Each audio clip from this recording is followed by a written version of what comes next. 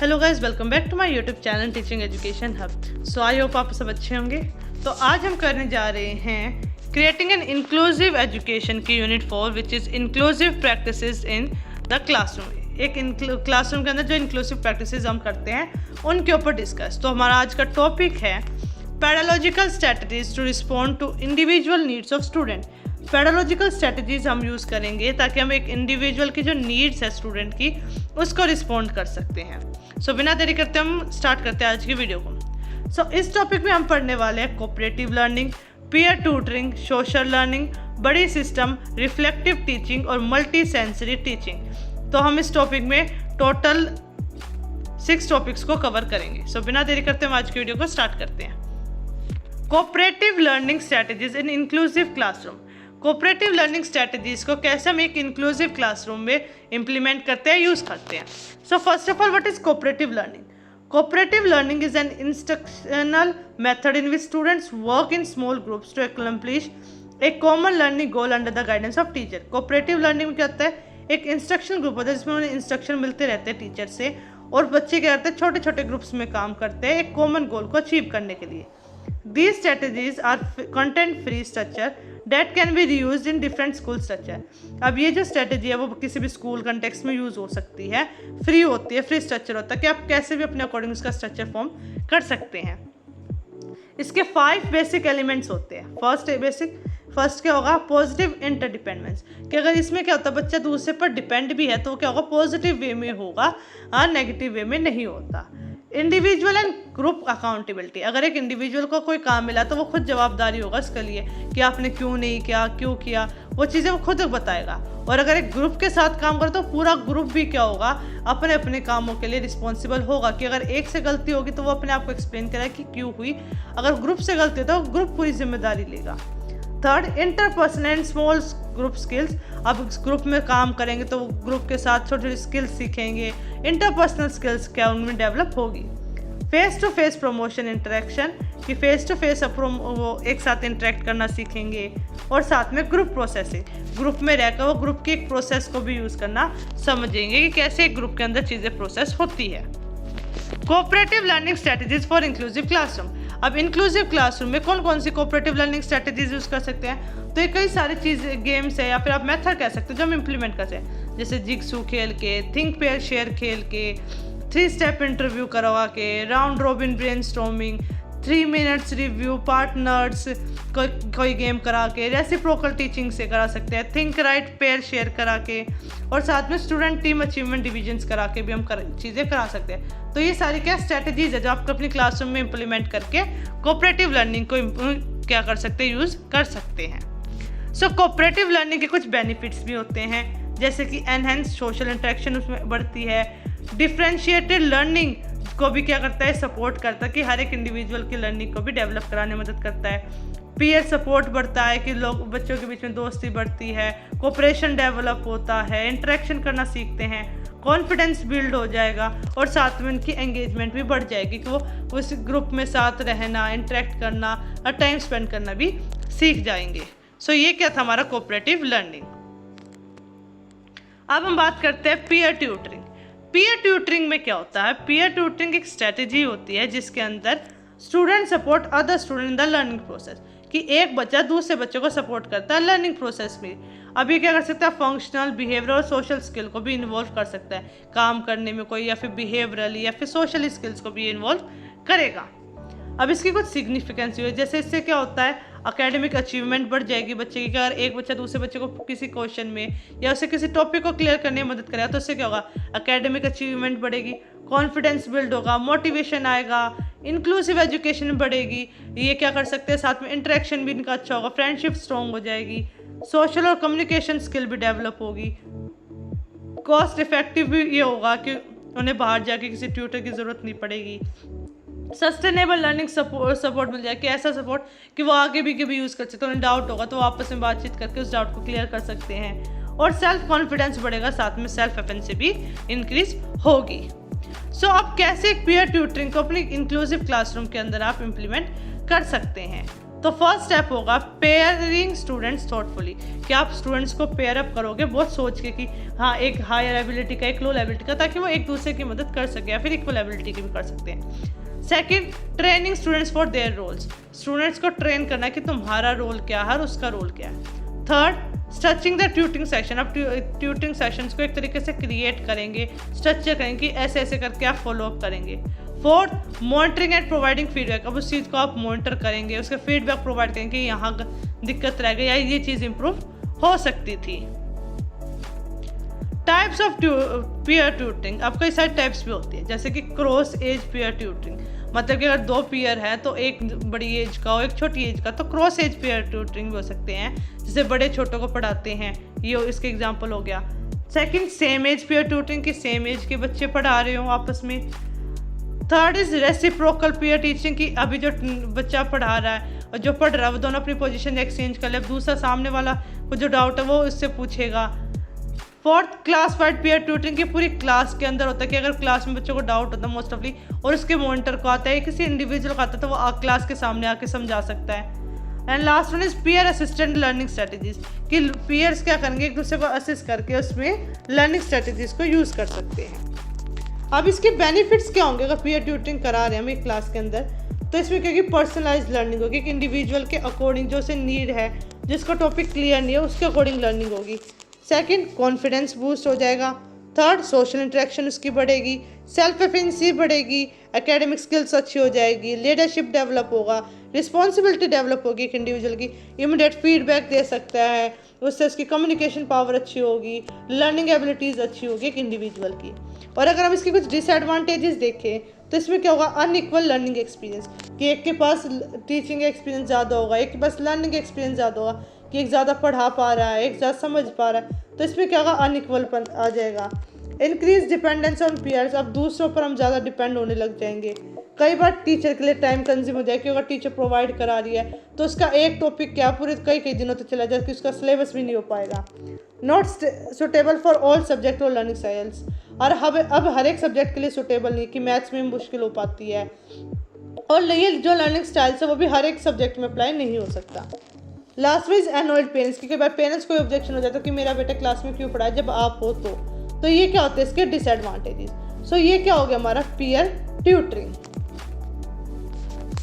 Now is social learning. Social learning क्या होते हैं, तो social learning is learning by observing other people with the goal of adapting one's behaviour in social context. Social learning में क्या होता है, society का रोल, सोसाइटी का बिहेवियर अडेप्ट करना। तो सोशल लर्निंग एक लर्निंग हुई जो लोग क्या करते हैं, ऑब्जर्व करके देखते हैं कि सामने वाले के सोशल कंटेक्स्ट में उसका बिहेवियर कैसा था और उसको अडेप्ट करते हैं। सोशल लर्निंग थ्योरी को हम एक बिहेवियर थ्योरी भी कह सकते हैं, जिसमें क्या होता है कि हम नए बिहेवियर को लर्न करते हैं by observing it and imitate it, उसको ऑब्जर्व करके और उसकी कॉपी करके हम उसको सीखते हैं। तो अब इसके कुछ कंपोनेंट्स होते हैं सोशल लर्निंग के, जैसे फर्स्ट इज ऑब्जर्वेशन, हम उसको ऑब्जर्व करें कि हाँ उसने ऐसे रिएक्ट करा। थर्ड सेकंड असिस्मेंट, अब असिस करें कि हाँ उसने ठीक किया कि गलत किया। थर्ड में क्या करते हैं, इमिटेशन, अब हमें पता चलेगा कि सही चलो उसने ठीक किया हमारे अकॉर्डिंग, तो हम क्या करेंगे, इस चीज़ को कॉपी करेंगे और आगे से हम भी ऐसे ही रिएक्ट करेंगे। फोर्थ आइडेंटिफिकेशन, हम आइडेंटिफाई कर लेंगे कि हाँ ये बिहेव, अगर ऐसे कोई सिचुएशन होगी तो हमें ऐसे रिएक्ट करना है। तो ये क्या होगा इसके कुछ कंपोनेंट्स। अब सोशल लर्निंग मेथड्स होते हैं कुछ। सोशल लर्निंग मेथड आप कैसे कर सकते हैं, पीयर मॉडलिंग, एक दूसरे से जो पीयर्स है हमारे उसमें कोई आपका मॉडल हो उसकी तरह हम कॉपी करने लग जाते हैं। कोलैबोरेटिव वर्क, ग्रुप में कोलैबोरेट करके काम कर रहे हैं। थिंक फेयर शेयर हो गया, या फिर रोल प्ले करके, सिमुलेशन करके, बड़ी सिस्टम भी इसका एक पार्ट है। रेसिप्रोकल टीचिंग करा के, कोऑपरेटिव लर्निंग स्ट्रेटजीज को यूज़ करके, क्लासरूम डिस्कशन को, और साथ में स्टोरी टेलिंग और शेयर्ड रीडिंग, इन सब का यूज़ करके हम क्या कर सकते हैं, सोशल लर्निंग को बढ़ा सकते हैं। अब इसके कुछ एडवांटेजेस है, जैसे कि नेचुरल वे टू लर्न करने का एक नेचुरल तरीका है। बेटर स्किल्स हो जाएंगे, हम स्किल्स को एक्वायर करना सीख जाएंगे।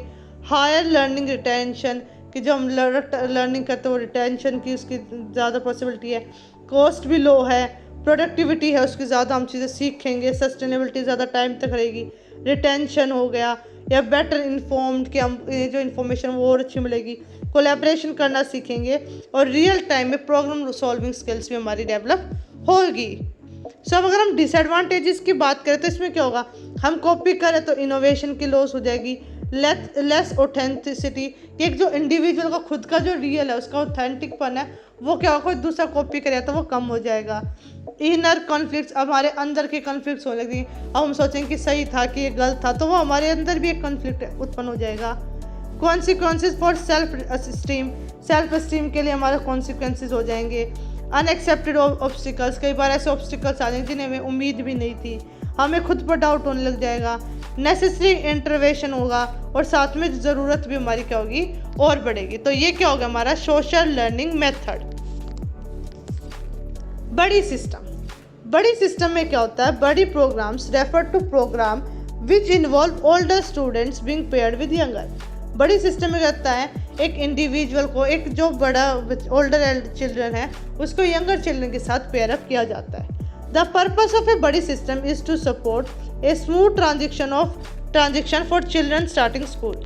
इसमें क्या, इसका मेन पर्पस क्या होता है कि एक ट्रांजिशन, जब एक बच्चा स्टार्टिंग स्कूल में आता है उसको क्या चीज़ें बहुत सारी नर्वसनेस होती है, चीज़ें कंफ्यूज होता है, तो अगर हमसे पुराने बच्चों के साथ उसको हम बिठाएंगे या उसकी दोस्ती करा देंगे तो उसको हर एक चीज़ बहुत ईजी हो जाएगी, उसे पता चल जाएगा कि हाँ यहाँ पे हमें जाना है या फिर ये हमारा स्कूल है, हमें ऐसी चीज़ करना, उसके रूल्स क्या, रेगुलेशन क्या, वो सब चीज़ें समझनी ईजी हो जाएगी। एक buddy system pair students in your class and asks them to support one another with specific task और स्किल।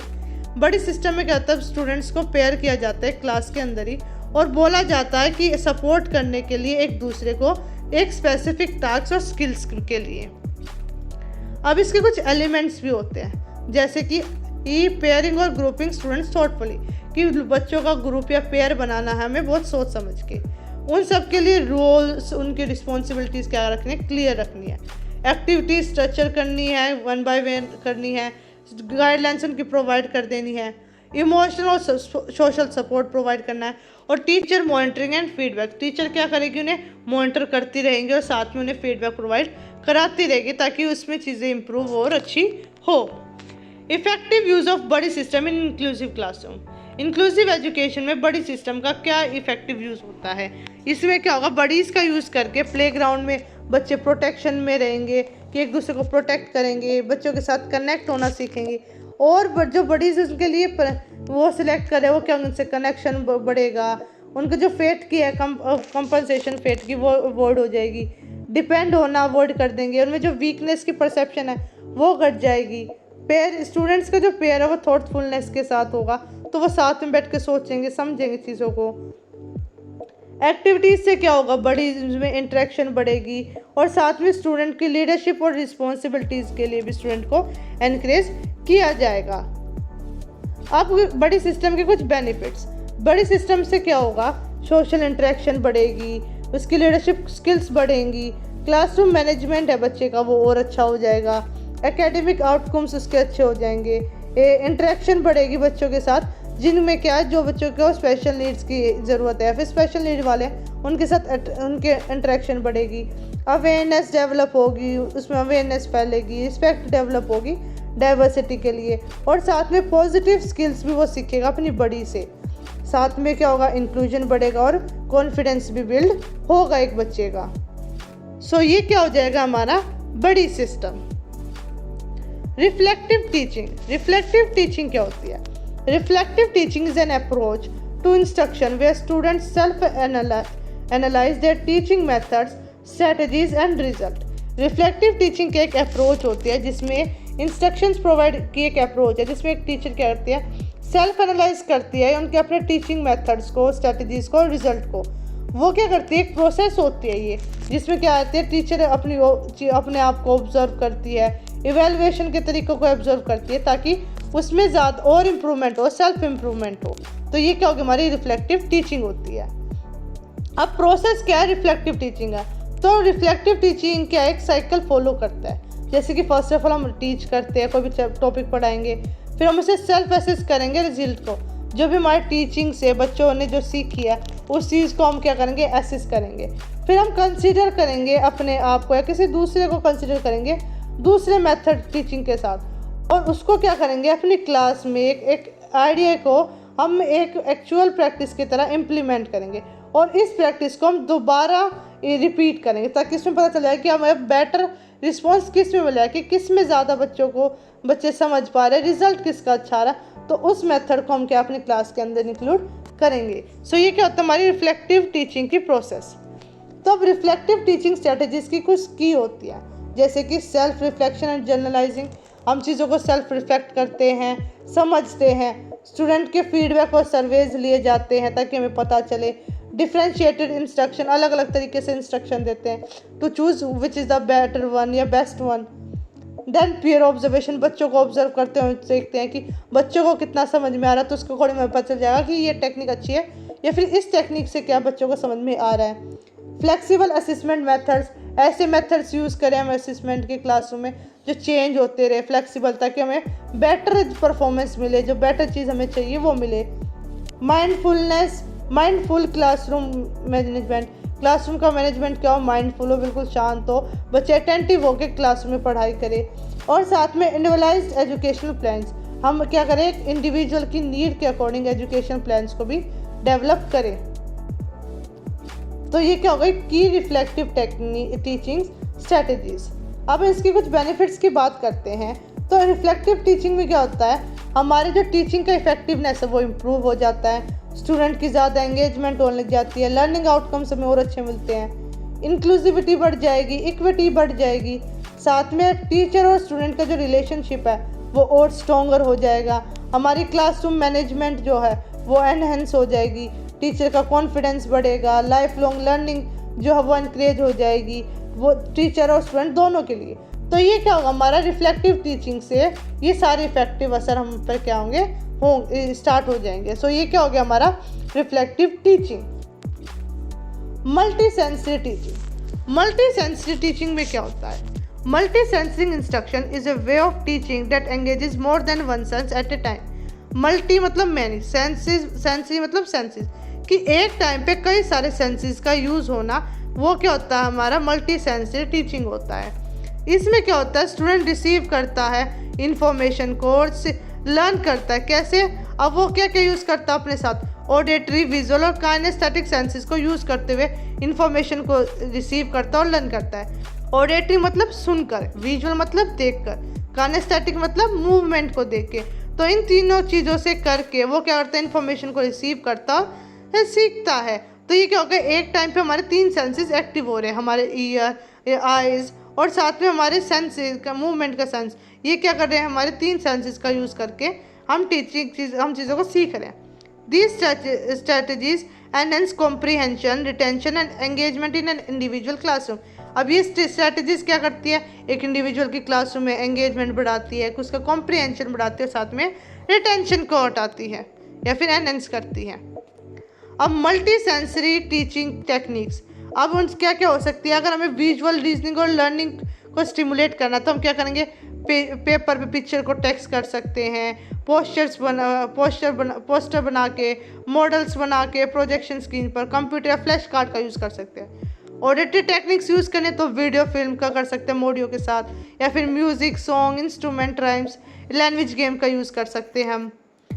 अगर हमें टेक्टाइल टीचिंग मेथड्स यूज़ करने हैं तो क्या करेंगे, मॉडलिंग मटेरियल यूज़ करो, सैंडविच ट्रेज यूज़ करो, राइस पेपर, लाइन पेपर को यूज़ करो, टेक्सचर ऑब्जेक्ट होते हैं उसको करो, ताकि वो फील करके कर सके, ताकि हमारी फाइन मोटर स्किल्स को डेवलप हो। अगर हमें काइनेस्टिक मेथड यूज़ करना है मतलब कि बॉडी मूवमेंट के, तो हम ऐसे गेम्स इन्वॉल्व कर सकते हैं, जंपिंग रोप वाले, क्लैपिंग वाले, या दूसरी एक्टिविटीज़ जो क्या कर सकती हैं, काउंटिंग, सिंगिंग के टाइम पे जो हमारे टॉपिक के साथ रिलेट करती हो। सो अब इसके कुछ बेनिफिट्स होते हैं मल्टी सेंसरी टीचिंग के।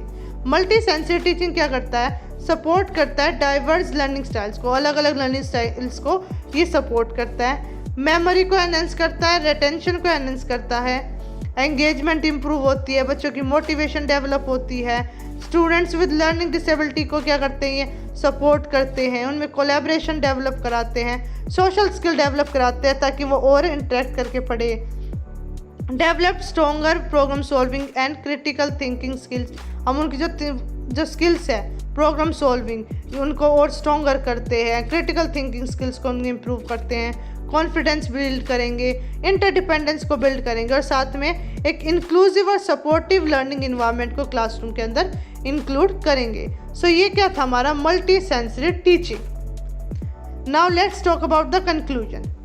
Effective pedagogical strategies that respond to individual needs are essential for inclusive and equitable education.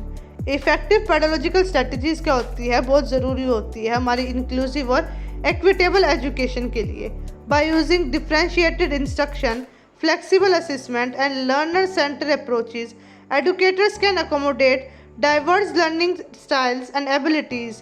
These strategies empower all students to reach their full potential and foster a supportive, engaging classroom environment. अब हम क्या करते हैं, अगर differentiate technique instructions को use करेंगे, flexible assessment को use कर लेंगे, तो लर्नर सेंटर अप्रोच को यूज़ कर लेंगे, तो एडुकेटर्स क्या होंगे, ये लर्निंग स्टाइल्स को और ज़्यादा अकोमोडेट करेंगे और उनकी एबिलिटीज़ को और ज़्यादा बढ़ा सकते हैं। ये स्ट्रेटजीज़ क्या करेगी, हर एक स्टूडेंट की उनके फुल पोटेंशियल तक पहुंचाने में उनकी मदद करेंगे और एक सपोर्टिव और एंगेजिंग क्लासरूम इन्वायरमेंट को क्रिएट करने में मदद करेंगी।